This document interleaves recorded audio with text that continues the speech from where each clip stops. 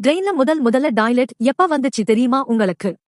ரொம்ப தூரம் டிராவல் பண்ணவங்க டாய்லெட் வசதி இருக்குது அப்படிங்கிறது நானே ட்ரெயின்ல போறத சூஸ் பண்ணுவாங்க. ஆனா 1753ல வெள்ளைக்காரன் முதல் தடவையா ட்ரெயின் விட்டப்பவே அதுல டாய்லெட்டே கிடையாது. ஏன்? அதிலிருந்து 55 வருஷத்துக்கு ரெயின்ல டாய்லெட் வசதியும் இல்லாம தான் இருந்திருக்கு. இதனால ரொம்ப தூரம் டிராவல் பண்றவங்கல ரொம்ப அவதிப்பட்டிருக்காங்க தங்களுடைய இயற்கை உபாதைகளை கழிக்கிறதுக்கு. இதனால அவங்க அடுத்த ஸ்டேஷன் வரைக்கும் அடக்கிக்கிட்டு வெயிட் பண்ண வேண்டியிருந்திருக்கு. அப்புறம் எப்படி ரெயின்ல டாய்லெட் வந்துச்சு அப்படிங்கறதுக்கு ஒரு சுவாரஸ்யமான காரணம் இருக்கு. 1909ல அகில் சந்திரசேன் அப்படிங்கிற ஒருவர் ரெயின்ல போயிருக்காரு. அப்ப அவருக்கு இயற்கை உபாதையை கழிக்கணும் அப்படிங்கிற அவசியம் வந்திருக்கு. அவரு அகமத்பூர் ரயில் நிலையத்துல ட்ரெயின் நின்ன உடனே வயித்தை கலக்குறத தாங்க முடியாம இறங்கி டாய்லெட்டுக்கு ஓடி இருக்காரு. அவர் அங்க டாய்லெட் போயிட்டு வரதுக்குள்ளேயே இங்க ட்ரெயின் புறப்பட்டுருச்சு.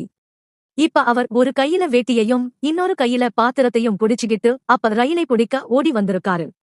நிலைத்தடு மாறி கீழேயும் விழுந்துட்டாரு. ட்ரெயினும் மிஸ் ஆயிடுச்சு.